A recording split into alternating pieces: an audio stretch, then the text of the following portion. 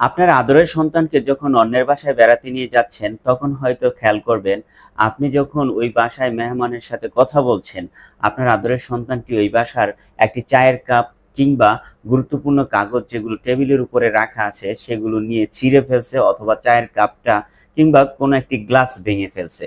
তখন কিন্তু আপনি নির্দ্বিধায় বসে থাকবেন না। ওই বাসায় বেড়াতে গেছেন, আপনার কিছু দায়িত্ব আছে, আর সেই দায়িত্ব হচ্ছে আপনার সন্তানকে সামলে রাখার।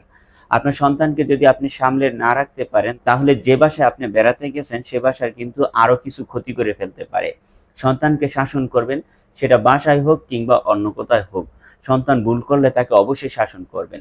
মনে রাখবেন, সন্তান শাসনে নষ্ট হয় না, সন্তান নষ্ট হয় বিনা শাসনে। সুতরাং কারো বাসায় গেলে আপনার সন্তানকে যথাসম্ভব একটু শাসনে রাখবেন, একটু টেক কেয়ার করবেন। সেখানে গেলে বরং আপনি আরো একটু বেশি টেক কেয়ার করবেন, কারণ বাসাটা আপনার নয়, আপনি সেখানে বেড়াতে গেছেন। আপনার বেড়ানোর কারণে যদি আপনি অন্যের বাসার ক্ষতি করে আসেন, তাহলে আপনাকে কখনো আর ওই বাসায় ইনভাইট করবে না।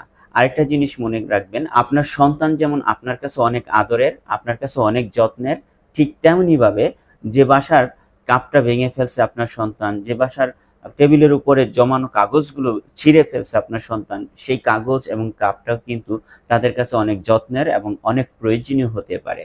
সুতরাং আপনি যেন কারো অস্বস্তির কারণ না হন বেড়াতে গিয়ে এই বিষয়গুলো আপনার খেয়াল রাখা উচিত একজন সচেতন গার্ডিয়ান হিসেবে।